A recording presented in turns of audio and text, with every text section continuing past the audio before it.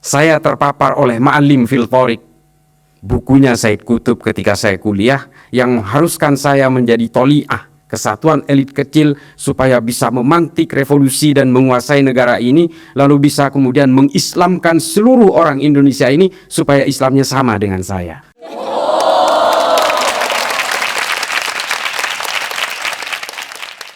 Saya juga pernah jadi gelandangan di New York gara-gara ternyata saya diberangkatkan oleh satu perusahaan ke Virginia, ke Fairfax, dan ternyata nama saya tidak ada di kampus itu, sehingga saya akhirnya luntang-lantung dan saya jadi gelandangan di New York selama 7 bulan, dan saya hidup dari donasi gereja yang namanya St. Patrick di Manhattan. Itu setiap hari Minggu saya ngantri untuk roti dan uang $10 setiap minggu. Ketika saya terlunta-lunta, saya pergi ke San Francisco, dan di San Francisco luntang-lantung lagi saya ditampung oleh YMCA, Young Movement Christian Association. Saya ditampung tidur di asrama Kristen. Dari situ kemudian saya belajar bahwa apa yang saya pelajari di Jakarta ketika saya terpapar tentang negara ini harus dikuasai supaya bisa diislamkan semua satu negara ini, menjadi luntur di situ. Saya terpapar oleh Ma'alim fil Thoriq, bukunya Said Qutb ketika saya kuliah, yang mengharuskan saya menjadi toli'ah, kesatuan elit kecil, supaya bisa memantik revolusi dan menguasai negara ini, lalu bisa kemudian mengislamkan seluruh orang Indonesia ini supaya Islamnya sama dengan saya. Itu keyakinan saya ketika saya terpapar Ma'alim fil Thoriq. Nah, di Amerika semua itu kemudian terbantahkan bahwa the world is not only mine.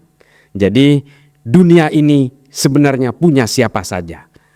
Apapun agamanya, semua manusia diciptakan oleh Tuhan yang sama. Yang menentukan keimanan kita adalah di mana kita lahir, dari orang tua beragama apa kita lahir. Dan itu semua bukan kehendak kita. Lalu kemudian untuk apa kita saling membenci? Karena perbedaan-perbedaan keimanan. Dari situlah kemudian konklusi itu lahir. Itulah mengapa saya mengambil filsafat Islam. Saya ingin mempelajari bagaimana pemikiran-pemikiran Al-Biruni, Al-Kindi, At-Tabrizi, Ibnu Rushd, Imam Ghazali, dan semua pemikir-pemikir filsafat Islam, bagaimana genealoginya itu terbentuk sehingga mereka menjadi orang-orang yang tidak gelisah oleh keimanan orang lain. Nah, saya belajar di situ, dan kemudian saya juga belajar sejarah juga di situ. Dari sejarah kita belajar apa yang kita harus lakukan hari ini, sehingga kita bisa merancang apa yang akan kita lakukan di masa depan. Nah, saya akan bercerita bagaimana dalam konteks Islam kita ini akan hidup hari ini, kita hidup hari ini dan kita akan hidup di masa depan. Dan bagaimana generasi mendatang untuk menyikapi itu, termasuk adik-adik sekalian yang mungkin 10-20 tahun ke depan kalian akan menjadi pemimpin dari kami-kami yang sudah reot ini nantinya. Kita semua memang akan mati, karena kita semua hari ini adalah menunda kematian saja. Tapi setidaknya pada tataran ukuran logika, kalian itu akan lebih belakangan daripada saya. Islam tidak pernah punya sejarah politik yang gemilang. Mengapa saya berani mengatakan ini dan saya berani diserang untuk ini? Karena memang yang memporak-porandakan dunia Islam itu adalah politik. Politiklah yang memporak-porandakan Islam. Dan karena politik dan kepentingan-kepentingan politik itulah umat Islam terlibat dalam pembunuhan sesama orang Islam dan terlibat perang dengan sesama orang Islam. Bahkan orang Islam demi politik bisa membunuh puluhan juta orang di mana-mana. Oke, banyak orang yang berkata bahwa ada satu prestasi gemilang dalam Islam ketika Muhammad Al-Fatih menaklukkan Konstantinopel yang sebelumnya dikuasai oleh Kekaisaran Bizantium, notabene dalam hal ini orang-orang Romawi. Tapi apa yang tersisa setelah itu? Tidak ada. Apakah kekuasaan politik Islam di Eropa kemudian menyisakan orang-orang Islam dan kejayaan Islam hari ini di Eropa? Tidak juga. Apakah kekuasaan politik Islam yang menguasai mulai dari semenanjung Iberia sampai ke pinggiran Portugal, sampai ke Santorini di Yunani, sampai juga ke arah selatan, ke pinggiran kota Toulouse di Prancis, itu juga merupakan prestasi Islam? Tidak. Kelompok-kelompok Bani Umayyah yang dipersekusi oleh Bani Hashim dari Arab, yang kemudian mengakar politiknya di Eropa itu, pada dasarnya adalah memperlebar kekuasaan dengan membunuh 20 juta lebih orang Eropa. Setelah berkuasa selama 600 tahun di Eropa, apa yang tersisa? Setelah politik Islam tumbang di Granada pada abad ke-14, apa yang terjadi? Tidak menyisakan satu pun keimanan di sana. Secara genetik, satu pun tidak ada. Yang disisakan adalah apa? Dendam-dendam dan brutalitas orang Kristen terhadap orang Islam yang mempersekusi sejadi-jadinya terhadap orang Islam hingga orang Islam terlempar ke Mediterania. Al-Quran 123.000 Al-Quran dibakar di Plaza de Granada. Orang Islam dibaptis paksa sambil memegang tasbih dan Al-Quran. Al-Qurannya dirampas, tasbihnya dirampas, lalu orangnya ditunjuk paksa untuk dibaptis menjadi Katolik pada saat itu juga. Sehingga hari ini tidak ada satu genetik pun yang disisakan oleh keimanan Islam di Eropa karena persoalan-persoalan politik. Kalau hari ini ada orang Kristen di Eropa, itu imigran, pengungsi, atau akulturasi, atau mu'alaf yang karena perkawinan dan sebagainya. Tidak ada satu pun yang disisakan. Kalau kita lihat masjid-masjid di Eropa, terutama di daerah-daerah Spanyol hari ini, itu adalah bekas bangunan masjid yang kemudian hari ini dikonversi menjadi gereja. Menara-menara yang dulu tempat adzan sekarang dikasih lonceng dan sebagainya. Artinya apa di sini? Islam tidak pernah berjaya secara politik. Dan Islam tidak bisa dijayakan lewat jalur politik. Karena kalau lewat jalur politik, maka akhirnya Islam akan ditaklukkan oleh penakluk berikutnya. Demikian seterusnya. Karena dalam politik, persoalan-persoalan politik akhirnya akan runtuh oleh penaklukan-penaklukan. Demikian seterusnya. Betapa hebatnya Bani Abbasiyah yang berkuasa. Dengan Baitul Hikmah yang luar biasa. Kemudian runtuh oleh penakluk dari Mongolia. Dan selesai semuanya. Lalu muncul kemudian pemikiran-pemikiran kebangkitan politik yang tidak sanggup untuk men-trigger kebangkitan politik itu lagi. Yang akhirnya sanggup untuk membangkitkan politik Islam itu akhirnya tetap satu faktor saja. Ilmu pengetahuan. Dengan ilmu pengetahuan Islam menjadi jaya, dia tidak terlibat dalam sektor-sektor wilayah, batas-batas negara dan sebagainya. Dia betul-betul no boundaries, borderless. Dan kemudian ilmu pengetahuan dalam Islam ini mengilhami ilmu pengetahuan dari seluruh dunia. Dan kemudian Islam menjadi kontributor utama dalam peradaban manusia. Ini mungkin kita tidak pernah tahu karena kita tidak pernah baca sejarah. Bagaimana tulisannya Ibnu Khaldun dalam Al-Muqaddimah mengilhami John Locke, John Maynard, Adam Smith untuk merumuskan teori-teori ekonomi dan demokrasi modern hari ini. Tulisan-tulisan Abu Bakar Ahmad Ad-Dinawari dalam Al-Mujalasah wa Jahirul Ilmi mengilhami Jürgen Habermas untuk merumuskan teori Verfassungspatriotismus. Indah sekali. Perdebatan antara Imam Ghazali dan Ibnu Rushd dalam Tahafud Al-Falasifah dan Tahafud At-Tahafud mengilhami seorang pemikir dan filsuf dari Eropa bernama Thomas Aquinas yang membuat buku Summa Theologica. Buku Summa Theologicanya Thomas Aquinas isinya adalah intipati dari dua buku utama dalam filsafat Islam. Tahafud Al-Falasifah dan Tahafud At-Tahafud. Lalu kemudian pemikir-pemikir Islam ini berdiaspora dan diadaptasi. Dan kemudian semua menjadi luntur, turun dan runtuh keilmuan Islam ini setelah Islam kembali berkenalan dengan berbagai tujuan-tujuan politik baru. Ini yang kemudian menjadi masalah. Setiap umat Islam ini bersentuhan dengan tujuan-tujuan politik, impian-impian politik. Pada akhirnya umat Islam berhadapan dengan apa yang kita sebut sebagai the dream of building the castle in the sky. Hanya bermimpi untuk membangun istana di atas awang-awang. Dan ini tidak pernah terwujud. Dan bagaimana kemudian umat Islam semakin diporak-porandakan oleh berbagai kepentingan politik di Arab Saudi untuk kepentingan salah satu keluarga Ibnu Saud untuk melepaskan diri dari cengkeraman Kekaisaran Ottoman di bawah seorang ulama yang kemudian membuat fikih-fikih baru yang bernama Muhammad bin Abdul Wahab.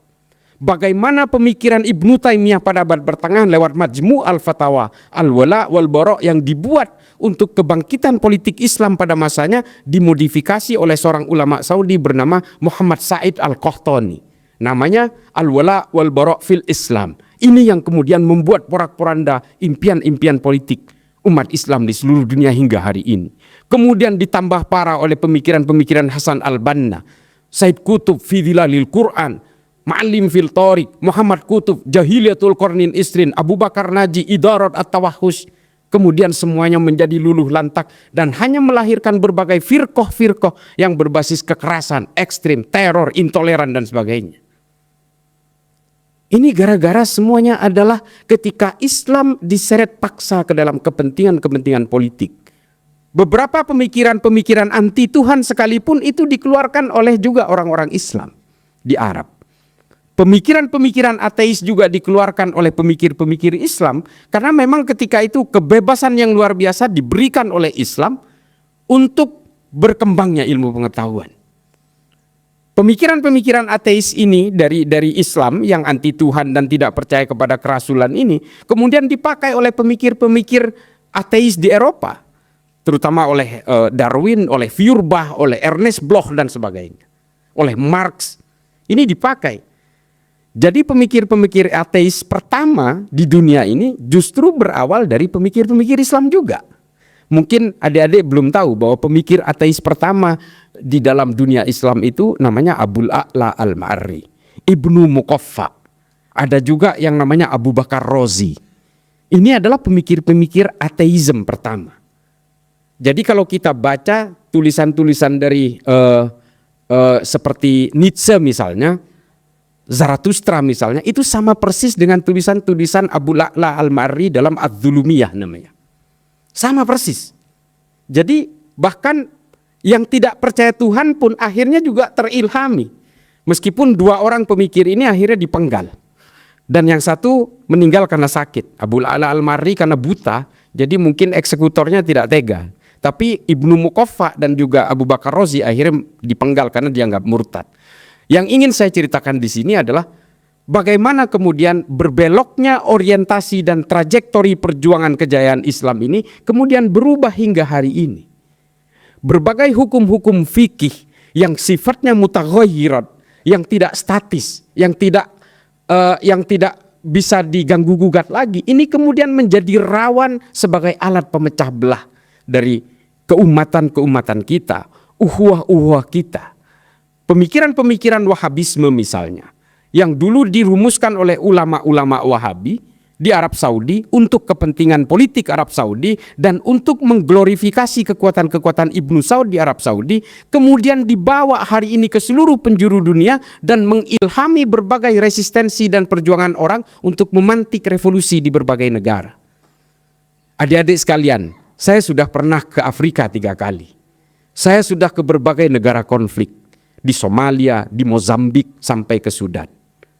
Saya sudah ke Republik Afrika Tengah, ke Bangui. Saya sudah ke Nigeria, saya sudah ke Liberia, ke Monrovia.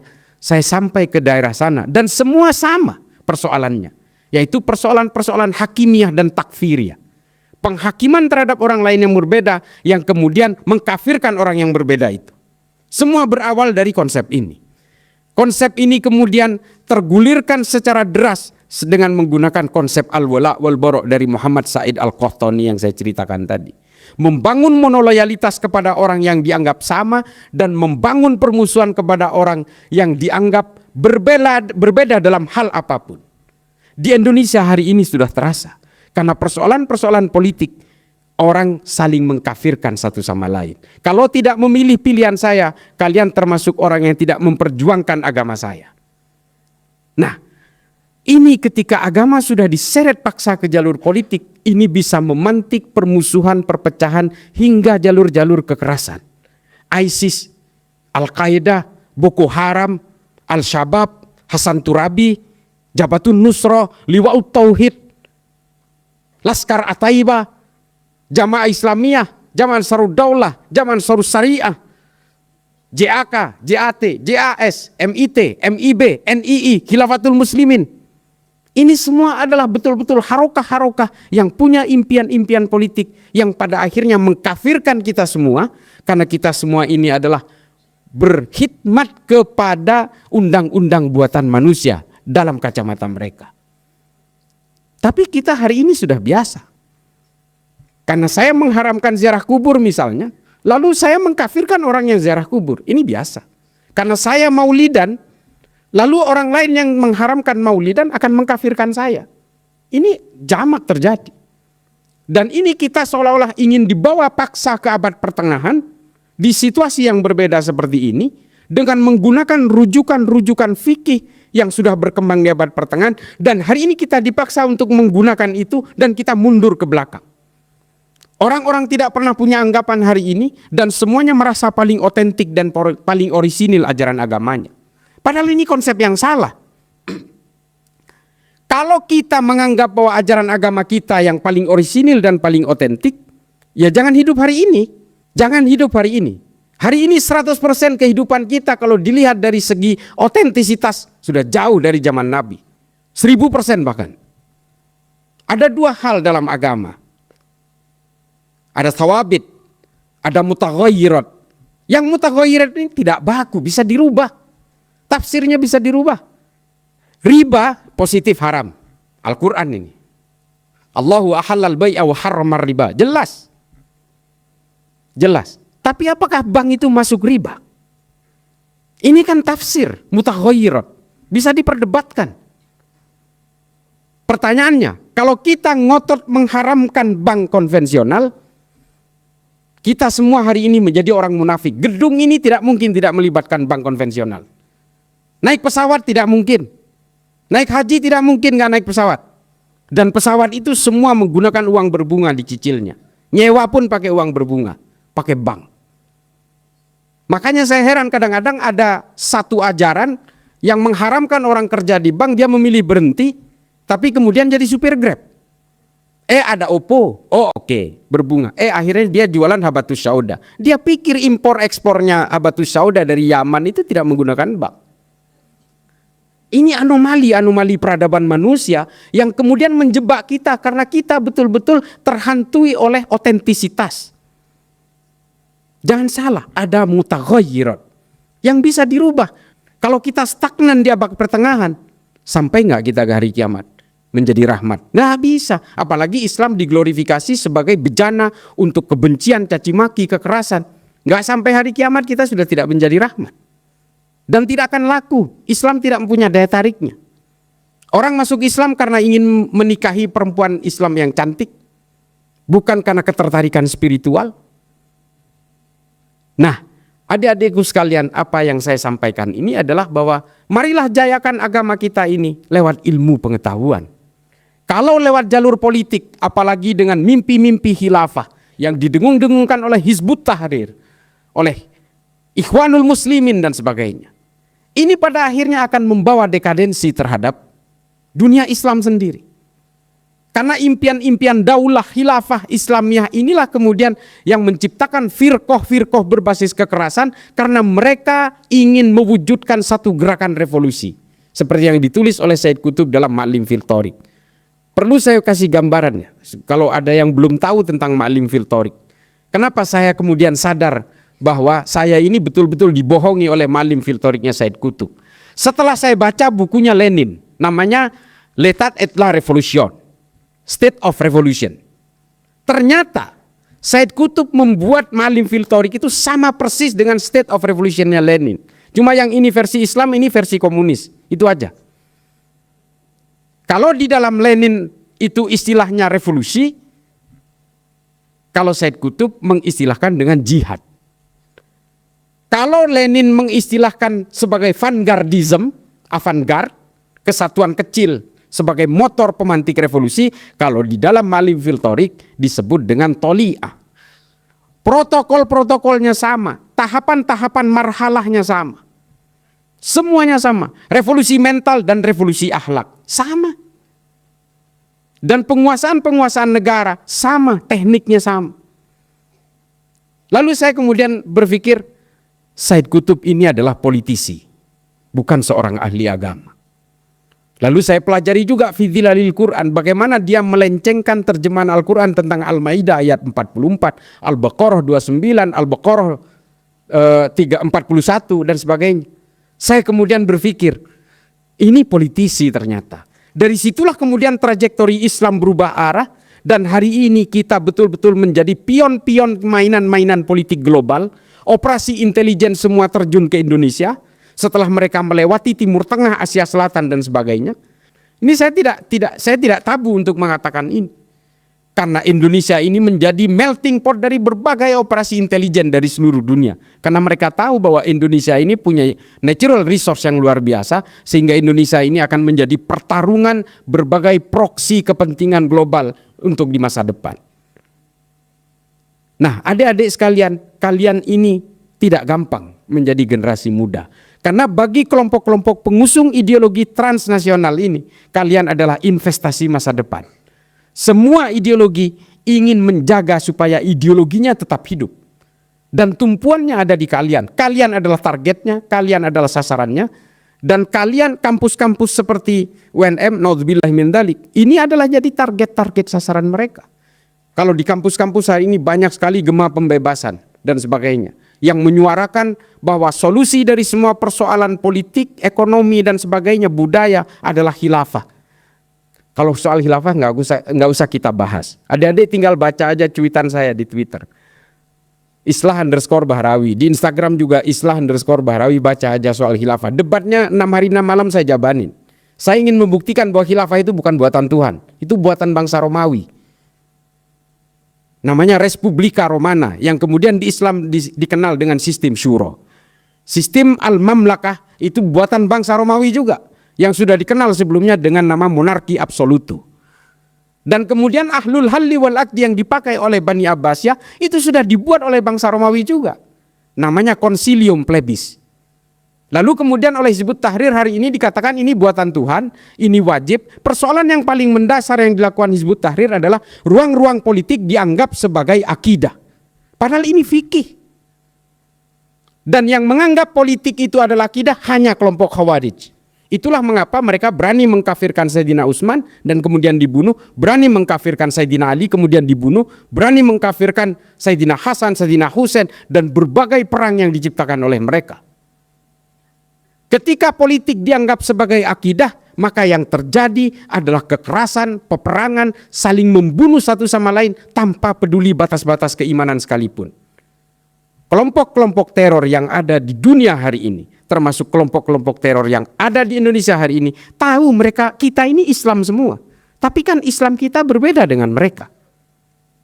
Inilah kemudian yang menjadi perhatian dari kita, bahwa ketika kita sudah diracuni oleh mimpi-mimpi politik, kita sudah diracuni oleh politisasi agama, yang terjadi apa? Kita saling mengkafirkan dan bermusuhan satu sama lain, meskipun keimanan dan agamanya sama, tafsirnya sama. Hari ini kita tidak lagi melahirkan Ibnu Sina. Kita tidak lagi melahirkan berbagai pemikir-pemikir yang brilian, polimath di dalam Islam. Yang kita lahirkan hari ini adalah Abu Bakar Ba'asyir, Osama bin Laden, Ayman al-Zawahiri, Abu Bakar al-Baghdadi, Oman Abdurrahman, Fauzan al-Ansori. Itu yang kita lahirkan hari ini, yang hanya sanggup menjadi ideolog kekerasan, hakimiyah dan takfir kepada orang lain.